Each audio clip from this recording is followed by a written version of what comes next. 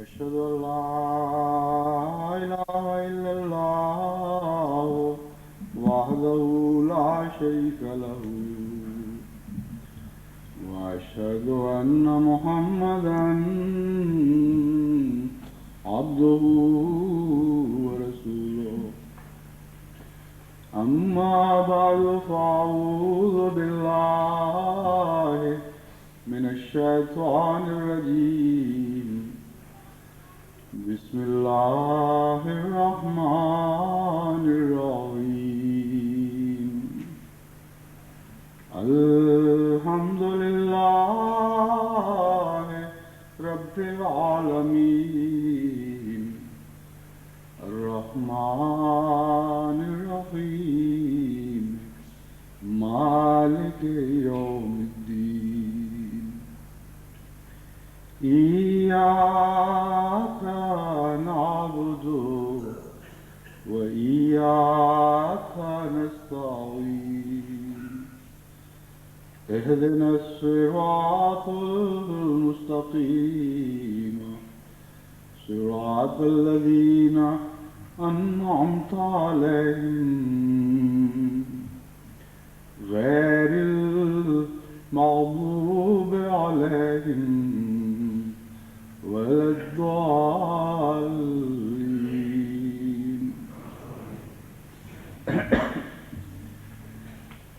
پاکستان سے کچھ عرصے سے پھر جماعت کے متعلق کچھ پریشان کن خبریں موصول ہو رہی ہیں. ایسا معلوم ہوتا ہے کہ جماعت کے معاندین نے اپنی ذلت آمیز شکست اور ناکامی کے بعد اپنی خجالت مٹانے کے لیے اور کچھ اس طرح جیسے کسی جانور کو زخمی کر دیا جائے تو وہ نئے کسبل کے ساتھ دوبارہ حملہ کرنا چاہتا ہے، زیادہ تلخی کے ساتھ، شدت کے ساتھ حملہ کرنا چاہتا ہے. کچھ اسی انداز سے انہوں نے جماعت کے متعلق اپنی معاندانہ کوششوں کو پہلے سے بہت تیز کر دیا ہے. جگہ جگہ سے مختلف بڑھتے ہوئے مظالم کی خبریں بھی مل رہی ہیں اور بدقسمتی سے سیاسی حالات کچھ اس نوعیت کے ہیں کہ بعض علاقوں میں ہمارے سیاستدان بھی اس صورتحال سے استفادہ کرنے کی کوشش کر رہے ہیں. کچھ ویسا ہی ان کا خیال معلوم ہوتا ہے جیسے کسی زمانے میں دولتانے کا خیال تھا. اور بدقسمتی سے ہماری سیاست میں ماضی سے سبق لینا نہیں آتا اور ایسے تاریخی واقعات جو بارہا دہرائے جا چکے ہوں وہ بھی ہمارے سیاستدان کو دکھائی نہیں دیتے. مستقبل کی نظر بھی کوتاہ ہے اور ماضی کی نظر بھی کوتاہ ہے. صرف قریب کے وقتی مفاد کو دیکھنے کی عادت ہے اور اسی حد تک جا کر نظر ٹھہر جاتی ہے. اس لیے کچھ ایسی پیچیدگیاں ہیں ابھی حالات میں کہ ہمیں دعاؤں سے غافل نہیں رہنا چاہیے.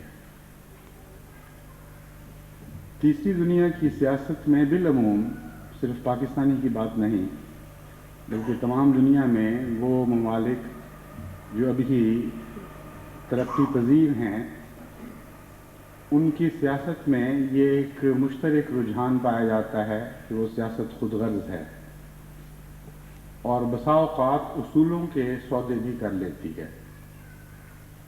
جہاں تک دیانت اور اخلاق کے اعلیٰ تقاضوں کا تعلق ہے سیاست دنیا میں کہیں بھی ہو وہ ان سے بے بہرا ہوتی ہے. خواہ وہ مغرب کی سیاست ہو، خواہ مشرق کی، خواہ شمال کی، خواہ جنوب کی، یا وہ کہیں بھی سیاست میں اعلیٰ اخلاقی اقدار دکھائی نہیں دیں گی. اس لیے جو چیز جہاں مل نہیں سکتی وہاں اس سے توقع نہیں رکھنی چاہیے.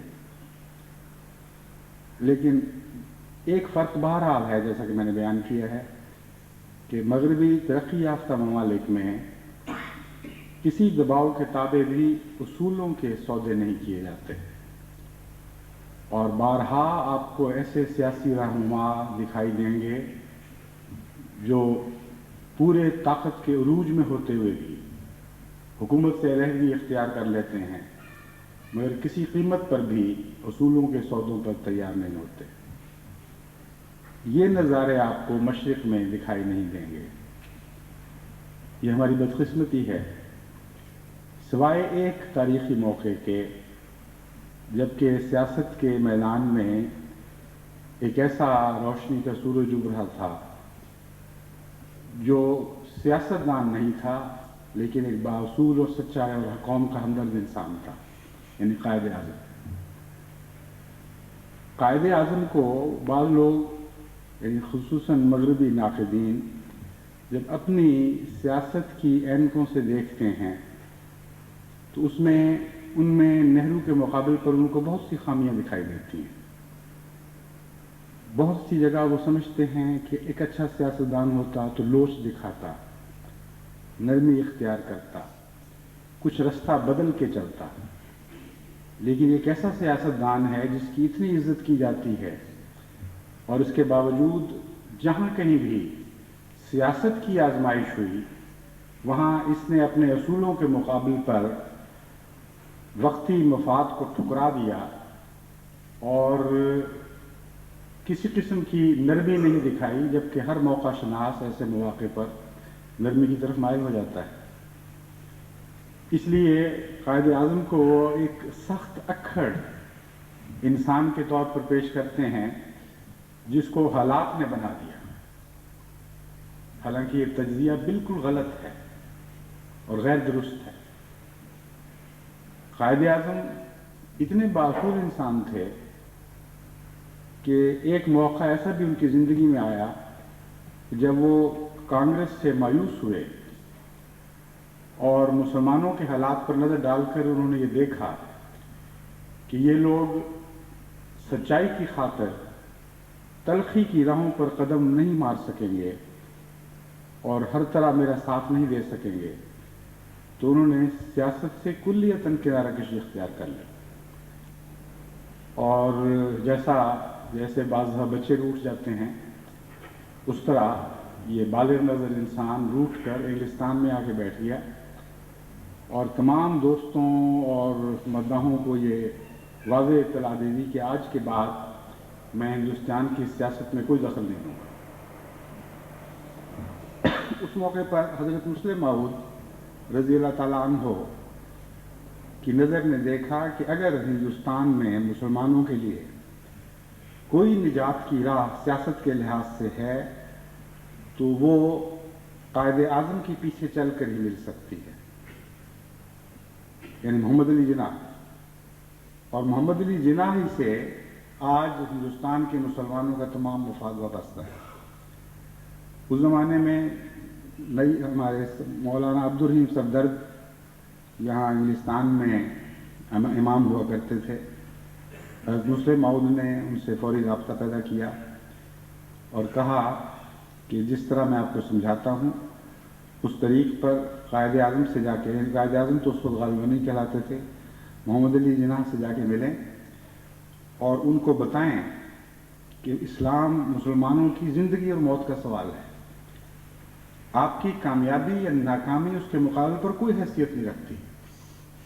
زیادہ سے زیادہ یہ ہو سکتا ہے کہ آپ ایک ناکام رہنما کے طور پر مر جائیں، لیکن ایک عظیم قوم کی زندگی کی خاطر ایسی قربانیاں کوئی بھی حقیقت نہیں رکھتی۔ چنانچہ آپ واپس آئیں اور دوبارہ مسلمانوں کی قیادت کو اپنے ہاتھ میں سنبھالیں۔ اس وقت قائد اعظم کا رد عمل شروع میں تو بہت سخت تھا، جیسا کہ بیان کیا جاتا ہے کہ بااصول انسان تھے، لیکن بااصول انسان جب بات کو سمجھ جاتا ہے تو پھر نرمی بھی اختیار کرتا ہے۔ یہ وہ فرق ہے جو مغربی آنکھ نے میں دیکھا نہیں اور قائد اعظم کو ایک ایسے ریجڈ انسان کے طور پر، ایسے سخت انسان کے طور پر پیش کیا ہے جو گویا بات سمجھنے کے بعد بھی راہ بدلنے پر آمادہ نہیں ہوا کرتا تھا۔ لیکن اور باتوں کو چھوڑ دیں تو یہ ایک واقعہ ہمیشہ کے لیے اس الزام کو قائد اعظم سے دھونے کے لیے کافی ہے۔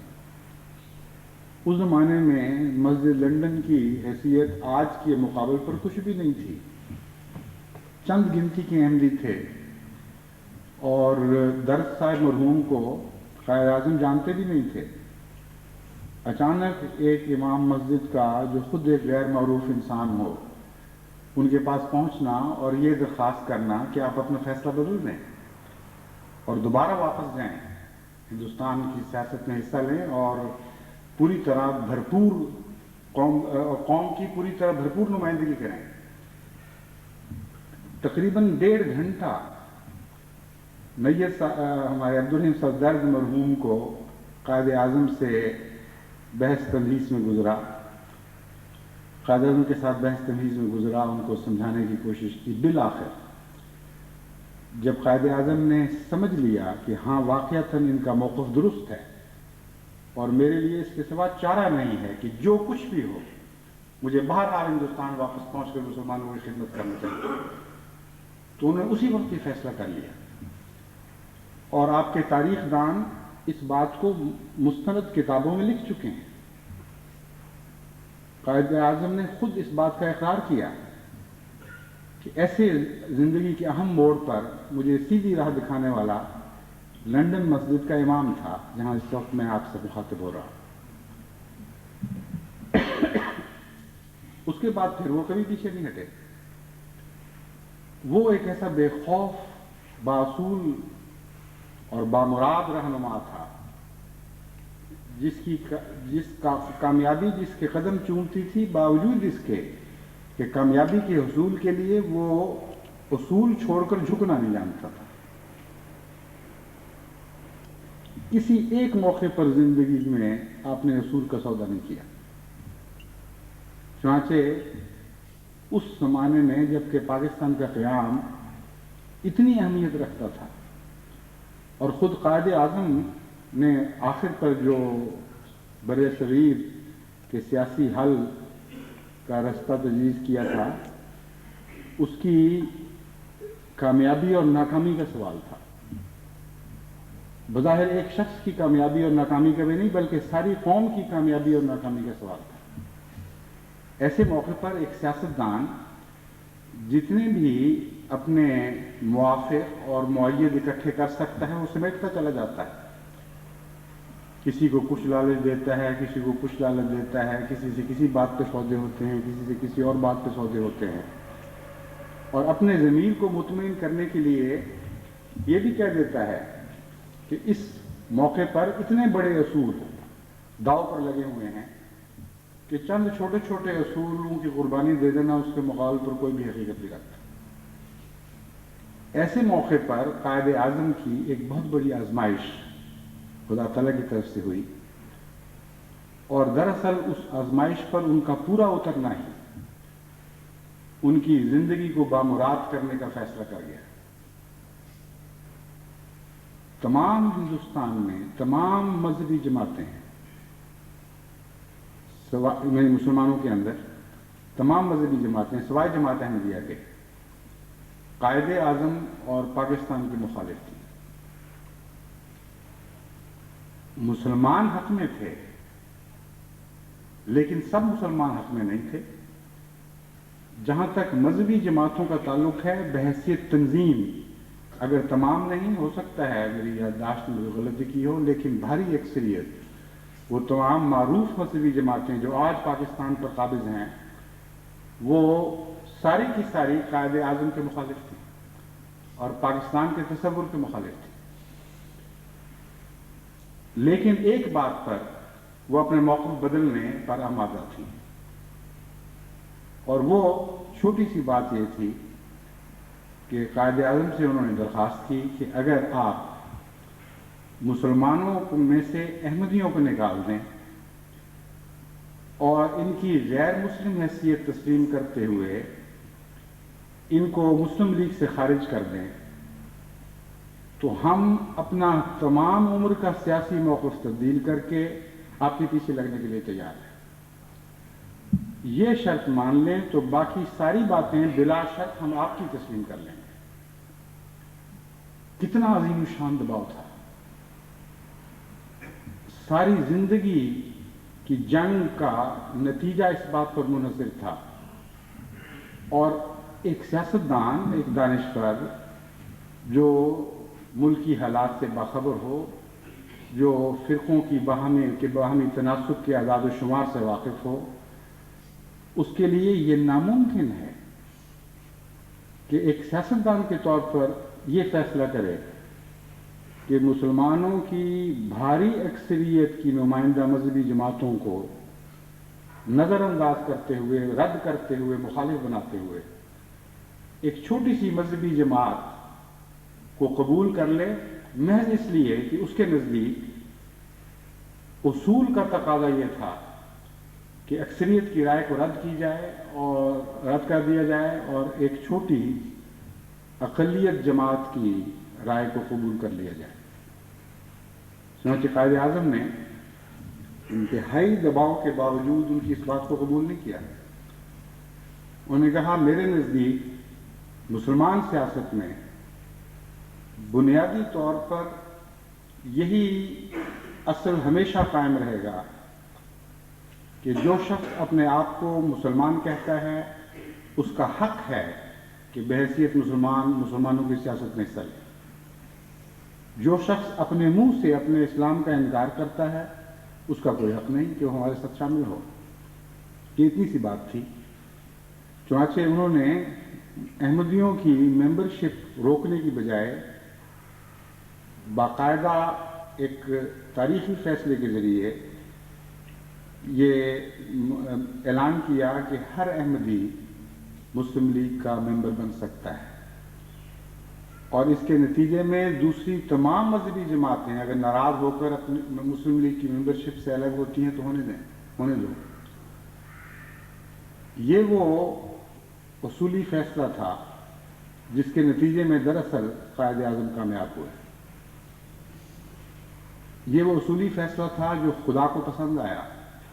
یہ وہ انصاف اور تقوی کی بات تھی جس نے در حقیقت ایک ہاری ہوئی بازی کو جتا دیا۔ میں سمجھتا ہوں یہ اسی فیصلے کی برکت تھی کہ ایک عظیم انقلاب رونما ہونا شروع ہوا۔ اس فیصلے سے پہلے خود پنجاب میں بھی قائد اعظم کے ہم خیالوں کو کوئی طاقت حاصل نہیں تھی۔ ایک یونینسٹ حکومت تھی خضر حیات کی جو مسلم لیگ کے مخالف اور کانگریس کے اصولوں سے متفق تھی، اور جس پنجاب جو آج پاکستان کی جان ہے، اس پنجاب میں بھی اگر مسلم لیگ کی کوئی حیثیت نہیں تھی تو اندازہ کریں کہ اس وقت یہ فیصلہ کرنا کہ تمام بڑی مذہبی جماعتیں جس سے ناراض ہو جائیں، ایک ایسا فیصلہ کرنا جس سے تمام بڑی مذہبی جماعتیں ناراض ہو جائیں اور ایک چھوٹی سی اقلیت کو خوش کرنے کی خاطر نہیں بلکہ اپنے اصول پر قائم رہنے کی خاطر اس چھوٹی سی اقلیت کو ترجیح دے دینا، یہ وہ فیصلہ تھا جس نے حالات کی کیا پلٹ دی۔ دیکھتے دیکھتے وہ بڑے بڑے علماء جو قائد اعظم کو رد کر چکے تھے، ان کے پلیٹ فارم ان کے قدموں تلے سے کھسکنے شروع ہوئے اور قائد اعظم کے قدموں کی طرف بڑھنے لگے۔ وہ قدم جو ان پلیٹ فارموں کی طرف لالچ کی وجہ سے نہیں بڑھے تھے، خدا نے ان پلیٹ فارموں کو ان کے مالکوں کے قدموں کے نیچے سے نکال دیا اور وہ پلیٹ فارم قائد اعظم کی طرف بڑھنے لگے، یہاں تک کہ ایک ایسا ریلا آیا کہ جس میں یہ علماء ہواؤں میں لٹکے ہوئے رہے اور ان کے نیچے کی تمام زمین نکل گئی تھی۔ یہ ہے وہ اصول کی بات جو بدقسمتی سے آج تک ہمارے سیاستدان نے نہیں سیکھی۔ اس وقت جو پاکستان میں صورتحال ہے اس میں بھی اسی قسم کی بعض باتیں ہیں جن کے فیصلے ہونے والے ہیں۔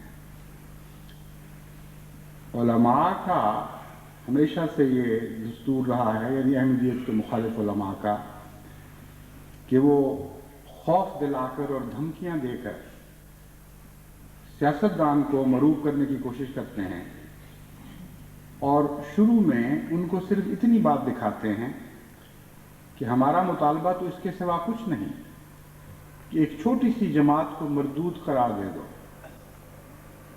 اور اس کے خلاف ہر قسم کی زیادتیوں کو برداشت کر جائے. جہاں تک اکثریت کا تعلق ہے وہ تمہارے ساتھ رہے گی، تم ہماری زبان کے چرخوں سے بھی بچے رہو گے، اور ساری قوم میں تمہاری مقبولیت ہوگی کہ ایک ایسی جماعت کو تم نے رد کیا ہے جس جماعت کو قوم بحیثیت مجموعی طور پر رد کر چکی ہے، اور یہ اکثریت کا فیصلہ ہے. یہ بات وہ بیچ میں سے چھپا جاتے ہیں کہ دنیا کی کسی اکثریت کو بھی یہ حق نہیں ہے کہ انصاف پر تبر رکھ سکے، اور انصاف کے تقاضوں پر جمہوریت کی راج دہانی نہ کبھی پہلے ہوئی تھی نہ آئندہ کبھی ہو سکتی ہے. جمہوریت کا مقصد انصاف کا قیام ہے، اس لیے جمہوریت کی طاقت کو استعمال کر کے انصاف کی قربانی نہیں دی جا سکتی، اور اصولوں کی قربانی نہیں دی جا سکتی جن کے بغیر جمہوریت چل نہیں سکتی. تو اس حصے پر ہاتھ رکھتے ہوئے اور اسے چھپاتے ہوئے باقی بات کو بڑی عمدگی اور بڑے منطقی انداز میں سیاستدانوں کے سامنے پیش کرتے ہیں، اور پھر سارے ملک میں شور غوغا مچاتے ہیں، شور مچاتے ہیں، اور ایک مہم چلا دیتے ہیں اخباروں میں دھمکانے کی، مروب کرنے کی. وہ کہتے ہیں دیکھو اتنی سی بات ہے، خبردار جو اس جماعت کی کسی نے تائید کی، اگر تم نے تائید کی تو ہم شور مچائیں گے اور عوام کو بتائیں گے، ان کو کہیں گے گلیوں میں نکلو، یہ لوگ فلاں نواز ہیں اور فلاں کی تائید میں اٹھ کھڑے ہوئے ہیں اور ان کے ذریعے سے طاقت میں آئے تھے، ان کے ساتھ ان کی ساز باز ہے، اور یہ اور وہ غزی کے عریب و غریب ایسی کہانیاں ہیں جنہیں وہ دھمکانے کے لیے استعمال کرتے ہیں. جہاں تک موجودہ حکومت کی سیاسی پارٹی کا تعلق ہے، میں جانتا ہوں کہ ان میں سے بھاری اکثریت ایسی ہے جو بدنیت نہیں ہے، ان کے اصول بھی آزاد تھے. انہوں نے عوام سے یہ وعدہ کیا تھا کہ ہم سیکولرزم کے نام پر آ رہے ہیں، اور ان کے منشور میں یہ بات داخل تھی. عوام نے سب کچھ دیکھ کر سوچ سمجھ کر ان کے حق میں ان کی تائید میں فیصلہ کیا، لیکن جب سیاسی دباؤ بڑھنے شروع ہوں تو اس وقت سیاستدان کی اندرونی انٹیگریٹی، اس کے اصولوں پر قائم رہنے کی طاقت کا امتحان ہوا کرتا ہے. کیا اس امتحان پر یہ سارے پورے اتر سکیں گے یا نہیں، یہ ہے فیصلہ جو آج ہونے والا ہے. جہاں تک میں پاکستان کے حالات کو جانتا ہوں، میرے نزدیک وہ سیاستدان جو نیک نیت ہیں ان میں بھی مضبوط قوا کے مالک بہت کم لوگ ہیں. ایسے کردار کے مالک جو پوری عظمت کے ساتھ موت کی آنکھوں میں آنکھیں ڈال کر اس کو چیلنج کر سکتے ہوں اور اصولوں کے سودوں پر تیار نہ ہوں، ایسے بہت کم ہیں. بھاری اکثریت ان شرفاء کی ہے جن کی زبان ہوا کی تائید میں تو چلا کرتی ہے، ہوا کے مخالف نہیں چلا کرتی، جن کے ہونٹوں سے جو آواز بلند ہوتی ہے وہ نقار خانے کے شور کے مطابق ہوا کرتی ہے.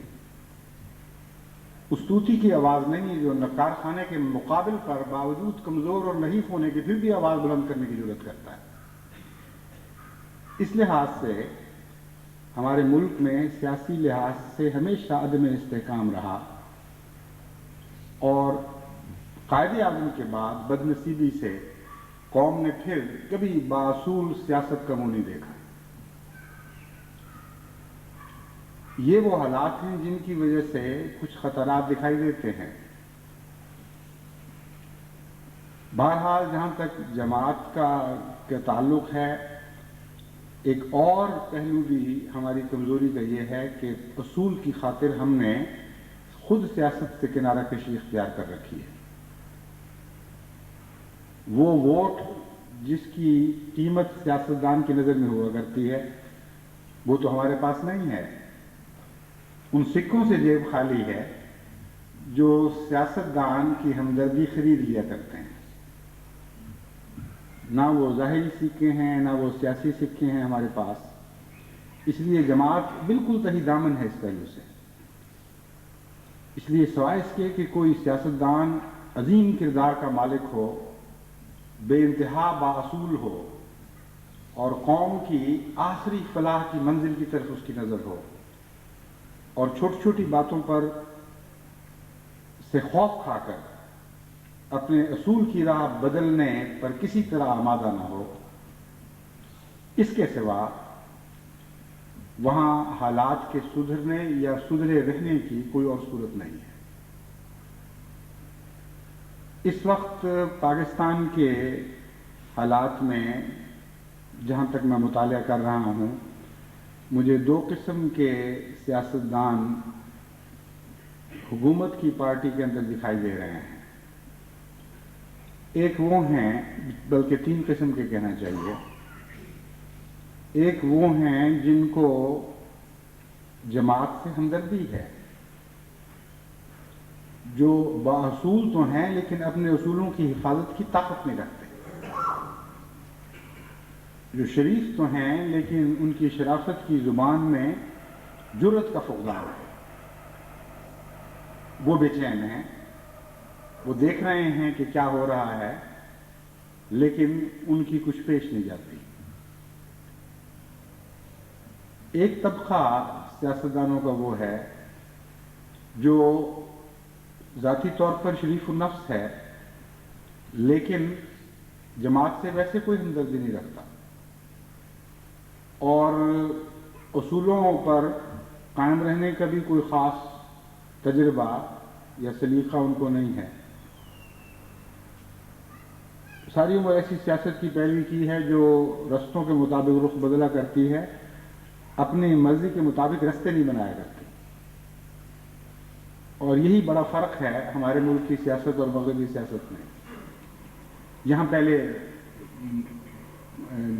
منازل معین کی جاتی ہیں اور اطراف کی تعین کی جاتی ہے، پھر راہ تجویز کی جاتی ہے جو کم سے کم وقت میں زیادہ سے زیادہ آرام کے ساتھ قوم کو منزل تک پہنچا دے۔ ہمارے ملک میں گھسے پٹے رستوں کی پیروی کی جاتی ہے، خواہ وہ منزل سے بھی ہٹا دیں۔ اس لیے یہ بڑا فرق ہے۔ ان کو عادت ہے قوم کے خیالات کو جانچ کر، خواہ وہ صحیح ہوں خواہ وہ غلط ہوں، ان کے پیچھے چلنے کی، تاکہ قوم کو یہ احساس نہ ہو کہ ہم ان کے رہنما ہیں جو ان کے خیالات کو بدلنے پر بھی آمادہ ہو سکتے ہیں۔ چنانچہ بظاہر یہ لوگ رہنما ہوتے ہیں، لیکن عملاً عوام الناس ان کے رہنما ہوتے ہیں۔ اب یہ جو چیز ہے، اس میں ایک فرق دکھانا ضروری ہے۔ دنیا میں ہر جگہ عوام کے خیالات کی اور خواہشات، عوام کے خیالات اور خواہشات کا احترام کیا جاتا ہے، اور کوئی بھی دنیا کی سیاست نہیں ہے جو عوام کی نبضوں پر انگلیاں رکھے بغیر اپنے فیصلے کرے۔ لیکن جو بات میں کہہ رہا ہوں اس میں ایک فرق ہے۔ وہ فرق یہ ہے کہ دنیا کے باشعور اور بالغ نظر سیاستدان عوام کے خیالات اور جذبات پر نظر تو رکھتے ہیں، لیکن جب یہ سمجھتے ہوں یہ جذبات اور خیالات خود قوم کے لیے مہلک ہیں اور خود سیاست کے لیے مہلک ہیں، تو پھر ان خیالات اور جذبات کو تبدیل کرنے کی کوشش کرتے ہیں، اور اگر وہ تبدیل نہ ہو سکیں تو خود الگ ہو جاتے ہیں اور ان خیالات کی پیروی نہیں کرتے۔ اس کو حقیقت میں رہنما کہا جاتا ہے۔ جب بنگلہ دیش ٹوٹنے والا تھا، اس سے پہلے پاکستان، مشرقی پاکستان ٹوٹنے والا تھا اور بنگلہ دیش بننے والا تھا، اس سے پہلے شیخ مجیب الرحمان صاحب سے ایک دفعہ مجھے تفصیلی گفتگو کا موقع ملا۔ ان کو میں نے ہر پہلو سے سمجھانے کی کوشش کی کہ آپ اپنے راستے کو تبدیل کریں، اور جس راہ پہ آپ چل پڑے ہیں یہ قوم کے لیے شدید نقصان دہ ہوگا۔ چنانچہ ایک موقع پر میں نے ان سے کہا اور مجھے افسوس ہے کہ مجھے ان سے یہ کہنا پڑا جس کی مجھے خیال تھا کہ ان کو بہت تکلیف پہنچے گی، کہ میں نے بہت سے دنیا کے سیاستدانوں سے ملاقاتیں کی ہیں، بہت سے لیڈروں سے میں واقف ہوں، لیکن آج تک میں نے کبھی دنیا میں اتنا کمزور سیاستدان نہیں دیکھا جتنے آپ ہیں۔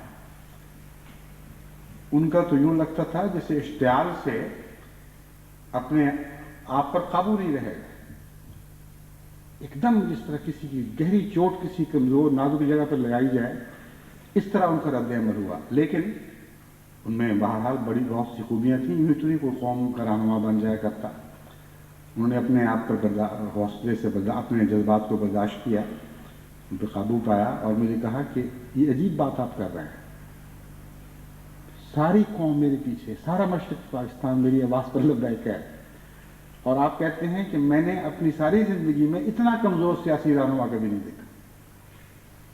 میں نے کہا اس لیے میں کہہ رہا ہوں کہ آپ کو قوم نے آگے لگایا ہوا ہے، آپ نے قوم کو پیچھے نہیں لگایا ہوا، اور آپ ایک انچ بھی رستہ بدلنا چاہیں تو قوم آپ کو دھتکار کر ایک طرف پھینک دے گی، اور آپ میں طاقت نہیں ہے رستہ بدلنے کی۔ اس لیے میں جو آپ کو سمجھانے کی کوشش کر رہا ہوں بالکل وقت ضائع کر رہا ہوں۔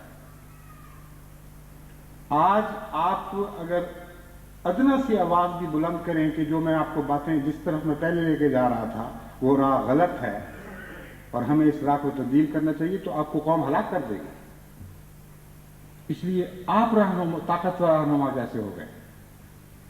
بس یہ فرق ہوا کرتا ہے، سیاستدان آگے ہی ہوا کرتا ہے، لیکن دیکھنا یہ پڑتا ہے کہ قوم نے اس کو آگے لگا رکھا ہے یا وہ قوم کو پیچھے پیچھے لے کر چل رہا ہے۔ تو قوم کو آگے لگنے والے سیاستدان تو بکثرت ہمیں نظر آ رہے ہیں، لیکن قوم کو پیچھے لگانے والے سیاستدان، وہ جو اصولوں کے پابند سیاستدان ہوا کرتے ہیں، عظیم حوصلوں اور عظمتوں کے مالک ہوتے ہیں، ان کا فقدان ہے، اور یہی بحران ہے سیاست کا جس نے پاکستان کی سیاست کو تباہ کر کے رکھ دیا۔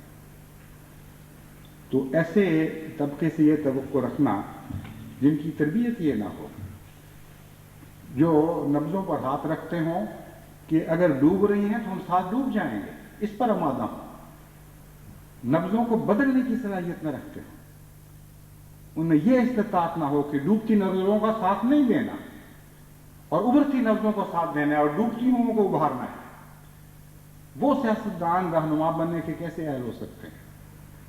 لیکن ایسے بھی ہیں۔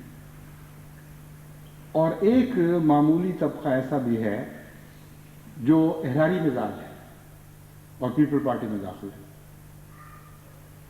وہ ایسے موقع پر باہر کی آواز کو اندر پہنچاتا ہے اور بڑھا چڑھا کے پہنچاتا ہے، اور ان خطرات کو جو محض گیدڑ بھبکیوں کی حیثیت رکھتے ہیں ان کو حقیقت بنا کے دکھاتا ہے۔ اور وہ لوگ جو بااصول سیاستدان ہیں لیکن کمزور، ان کے دلوں پر بار بار حملے کرتا ہے، ان کو ڈراتا ہے، دھمکاتا ہے، ان کے حوصلے پست کرتا ہے کہ خبردار، اب اگر تم نے کسی اصول کی خاطر اس جماعت کا ساتھ دیا تو تم دیکھنا کہ تم صفحہ ہستی سے مٹا دیے جاؤ گے، تو صفحہ سیاست سے مٹا دیے جاؤ گے۔ حالانکہ وہ بھول جاتا ہے کہ ہمیشہ جب بھی واقعہ ہوا ہے ہمارے سیاسی افق پر، اس سے برعکس واقعہ ہوا ہے۔ صفحہ سیاست سے وہ مٹائے گئے ہیں اور بار بار مٹائے گئے ہیں جنہوں نے اصولوں کو مٹنے دیا ہے، جنہوں نے اصولوں کی خاطر اپنے وجود کو مٹانے کا فیصلہ کیا ہے، وہ کبھی نہیں مٹائے گئے، اور ہمیشہ کے لیے صفحہ ہستی پہ ان کے نام ثبت ہو چکے ہیں۔ ایک ملک میں کبھی یہ واقعہ نہیں ہوا، دو ملکوں میں نہیں ہوا، ہمیشہ ساری دنیا میں ہمیشہ یہی ہوتا چلا رہا ہے۔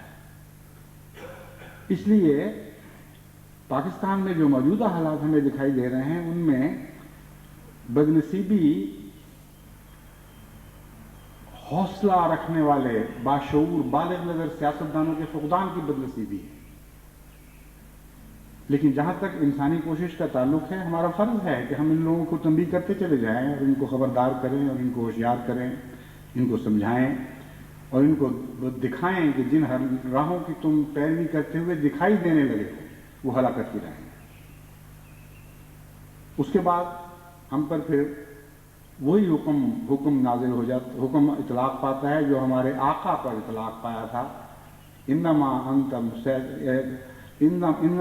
مذکر لست علیہم بمسیطر۔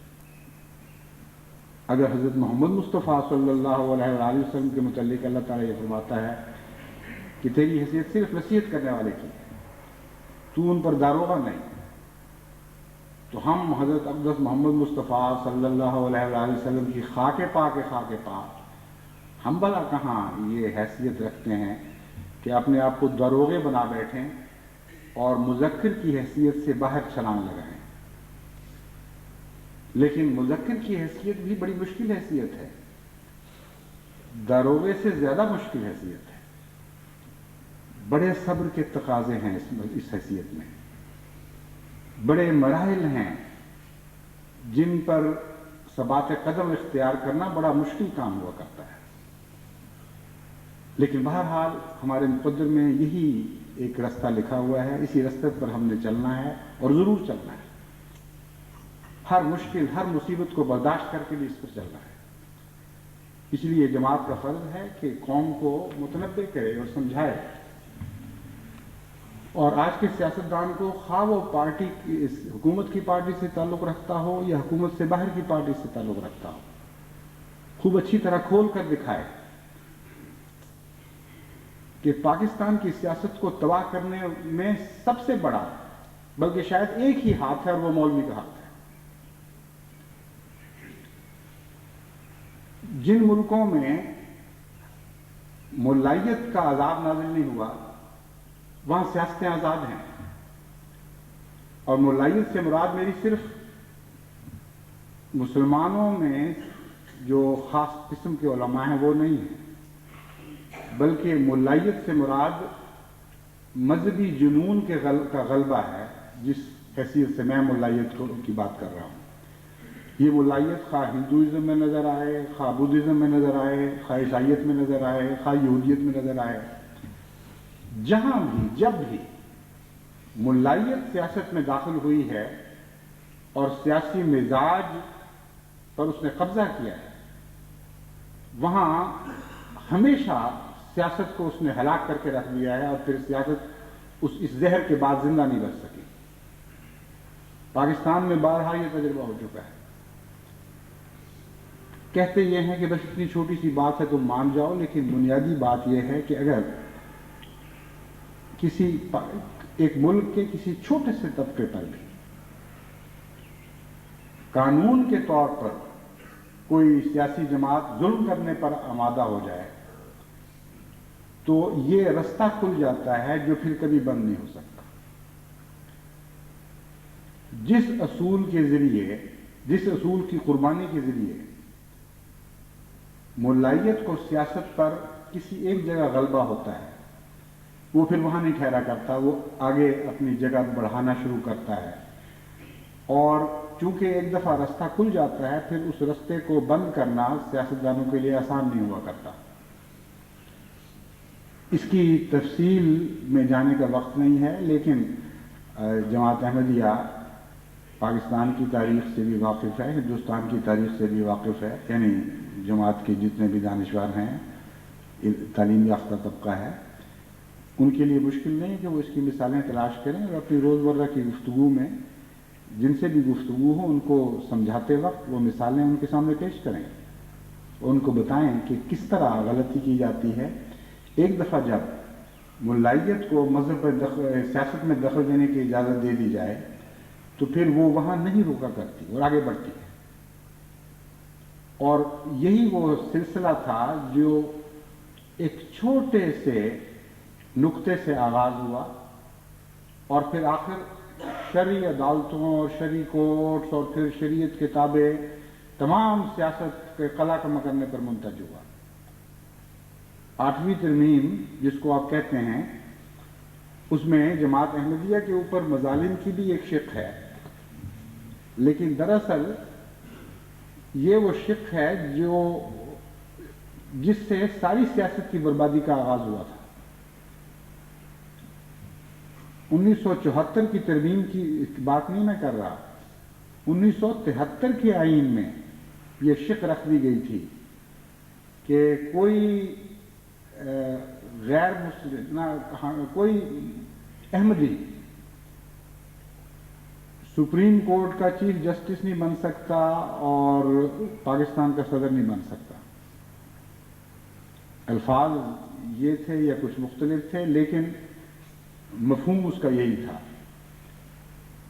چنانچہ میں نے اس زمانے میں پیپل پارٹی کی سیاستدانوں میں سے بات کی. ان کو میں نے کہا کہ آپ نے کیوں یہ ترمیم رکھی ہے، یہ قانون میں یہ شق کیوں رکھی ہے؟ تو انہوں نے کہا آپ نے کوئی ملک کا صدر بننا یا آپ کی نیت کوئی چیف جسٹس بننے کی، آپ کو کیا فرق پڑتا ہے؟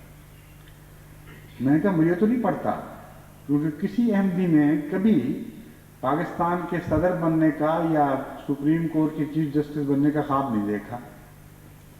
لیکن آپ کو فرق پڑتا ہے اور قوم کو فرق پڑتا ہے اور پڑے گا.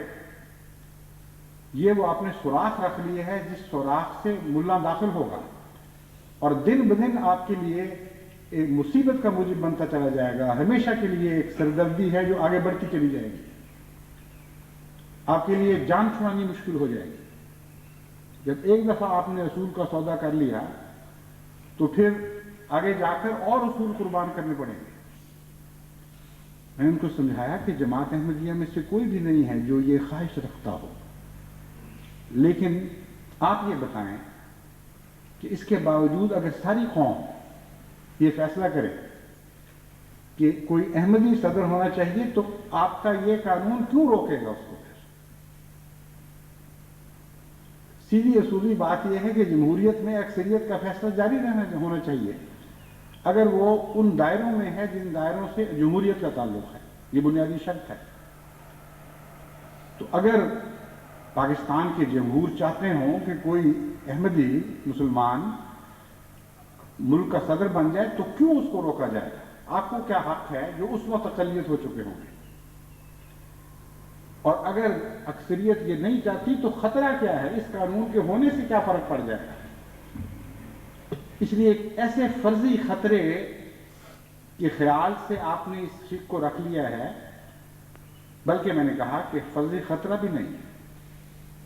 مولوی کو خوش کرنے کی خاطر یہ جانتے ہوئے کہ کوئی ایسا خطرہ نہیں ہے، آپ نے ایک شک اس قانون میں رکھ لی ہے جو شک یہاں نہیں ٹھہرے گی اور لازماً بات آگے بڑھے گی.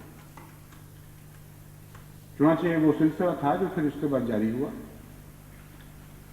اور وہ بات آگے بڑھ کر صرف جماعت احمدیہ کے متعلق آگے نہیں بڑھی بلکہ ساری قوم کے لیے آگے بڑھی.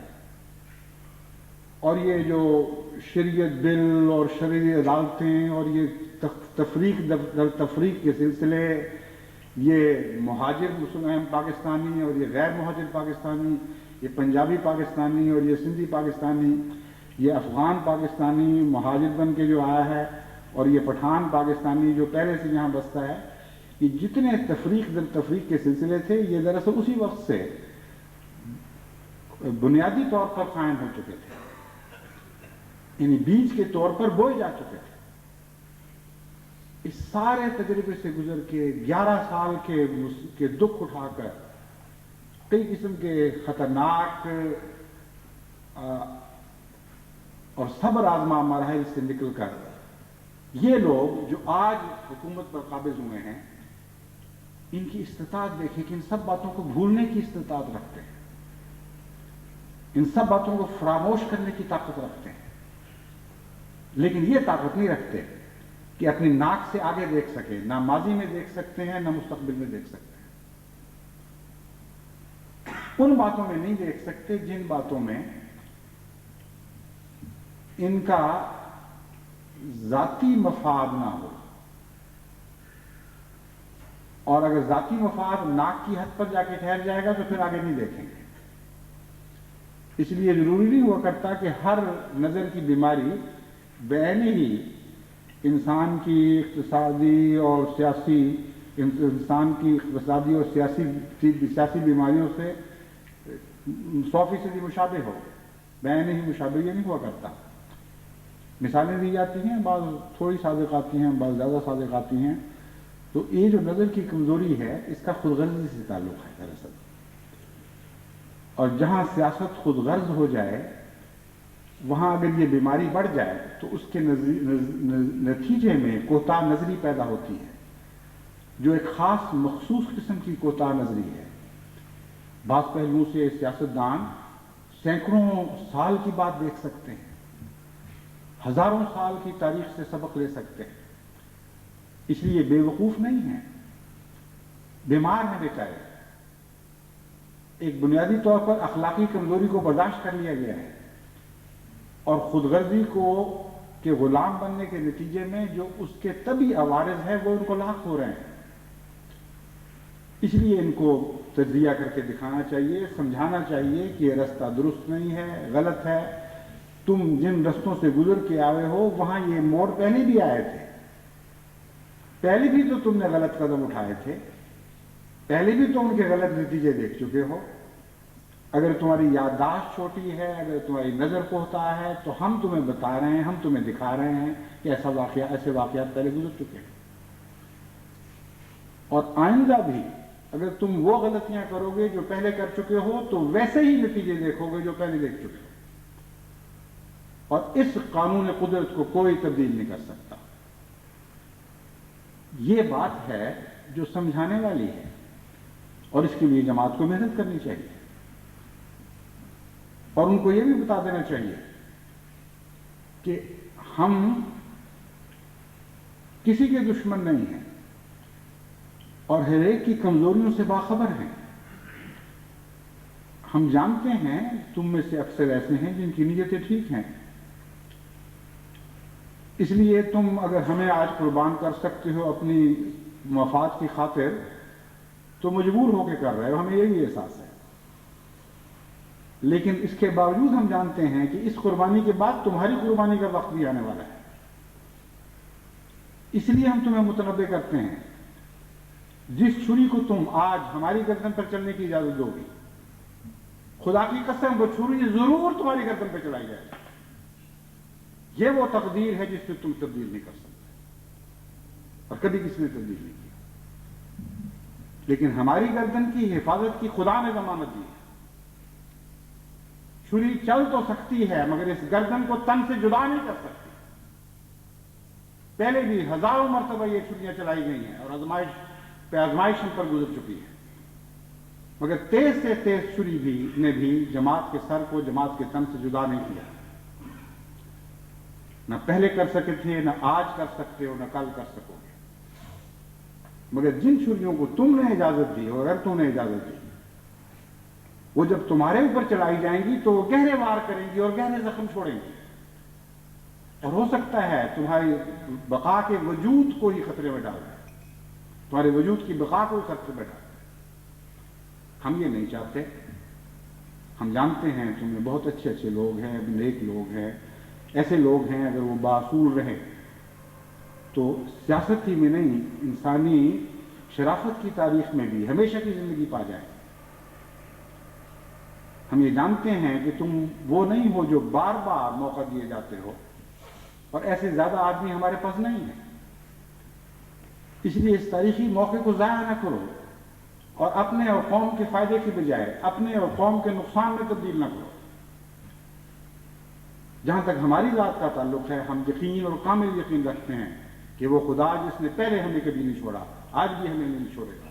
ہمارا توکل تم پر نہیں ہے، ہمارا توکل کائنات کے مالک اور خالق خدا پر ہے، اور وہی ہے جس نے ہمیشہ ہمارے توکل کی عزت اور بھرم رکھا ہے اور کبھی بھی ہماری توقعات کو ٹھوکر نہیں لگائی۔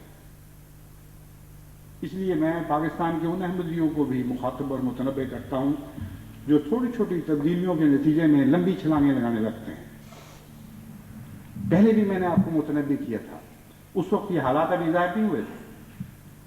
اب میں آپ کو دوبارہ متنبہ کرتا ہوں کہ اگر آپ نے اپنی توقعات کو اور اپنی امیدوں کو دنیاوی تبدیلیوں سے وابستہ کر لیا تو پھر آپ کی کوئی ضمانت نہیں ہے۔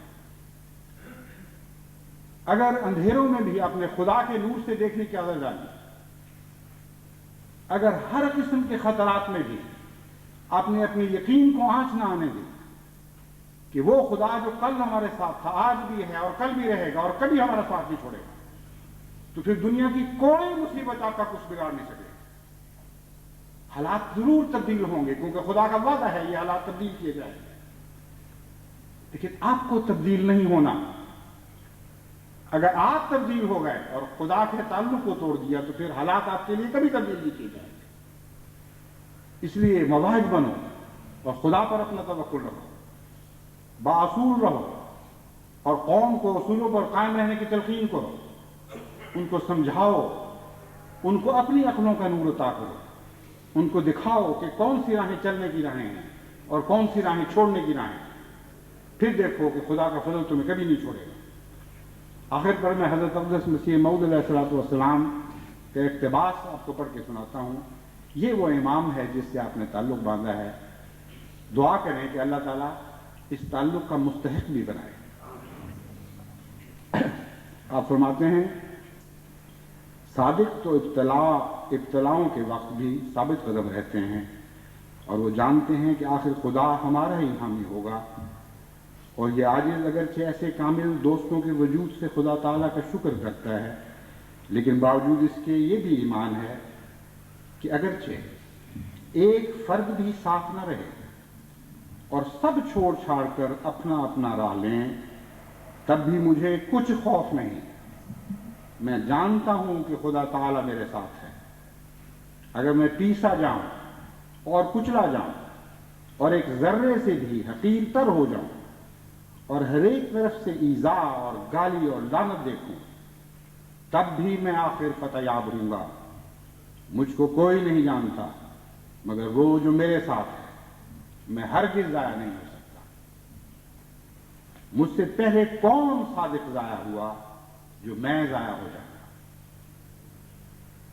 مجھ سے پہلے کون صادق ضائع ہوا جو میں ضائع ہو جاؤں گا؟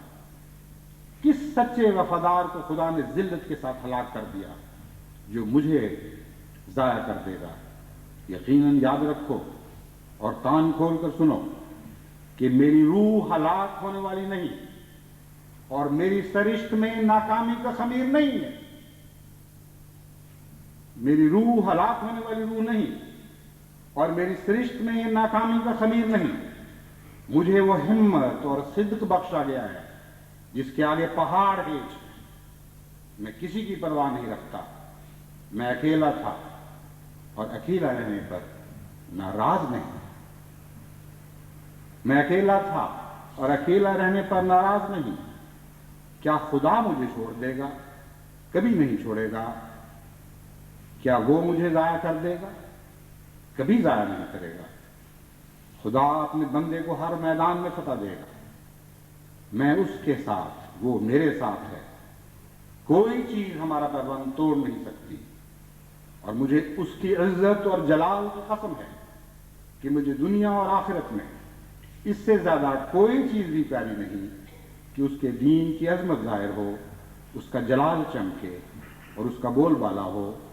کسی ابتلا سے اس کے فضل کے ساتھ مجھے خوف نہیں، اگرچہ ایک ابتلا نہیں، کروڑ ابتلاؤں کے میدان میں اور دکھوں کے جنگل میں مجھے طاقت دی گئی۔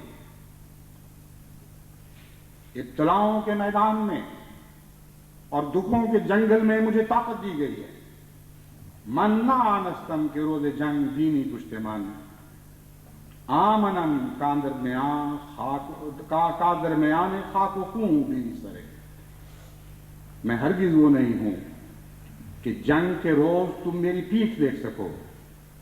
ہاں میں وہ ضرور ہوں کہ جب طاقت سے معاملہ بڑھ جائے گا تو خاک و خون میں لتڑا ہوا میرا سر تو دیکھو گے، مگر بھاگتے ہوئے کہ میری پیٹھ کبھی نہیں دیکھ سکو گے۔ بس اگر کوئی میرے قدم پر نہیں چلنا چاہتا تو مجھ سے الگ ہو جائے۔ مجھے کیا معلوم ہے کہ ابھی کون کون سے ہولناک جنگل اور پرخار بادیاں درپیش ہیں جن کو میں نے طے کرنا ہے۔ بس جن لوگوں کے نازک پیر ہیں وہ کیوں میرے ساتھ مصیبت اٹھاتے ہیں؟ جو میرے ہیں وہ مجھ سے جدا نہیں ہو سکتے، نہ مصیبت سے، نہ لوگوں کے سب و شتم سے، نہ آسمانی ابتلاؤں اور آزمائشوں سے۔ اور جو میرے نہیں وہ ابس دوستی کا دم بھرتے ہیں، اور جو میرے نہیں وہ ابس دوستی کا دم مارتے ہیں، کیونکہ وہ عنقریب الگ کیے جائیں گے اور ان کا پچھلا حال ان کے پہلے سے بدتر ہوگا۔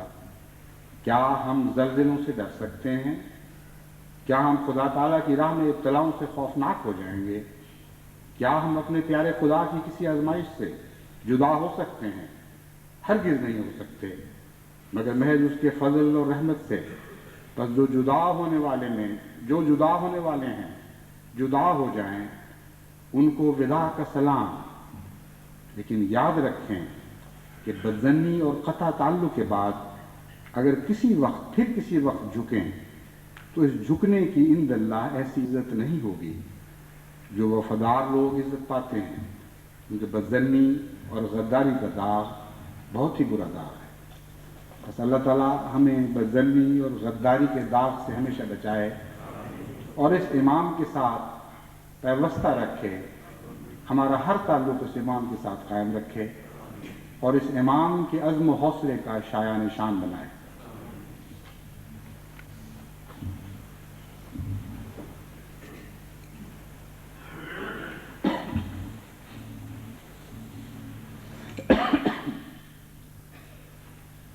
الحمدللہ نحمده ونستعینه ونستغفره ونؤمن به ونتوکل علیہ ونعوذ باللہ من شرور انفسنا ومن سیئات اعمالنا من یهده اللہ فلا مضل له ومن یضلل فلا هادي له ونشهد أن لا إله إلا الله وحده لا شريك له ونشهد أن محمدا عبده ورسوله عباد الله رحمكم الله إن الله يأمر بالعدل والإحسان وإيتاء ذي القربى وينهى عن الفحشاء والمنكر والبغي يعظكم لعلكم تذكرون اذكروا الله يذكركم وادعوه يستجب لكم ولذكر الله أكبر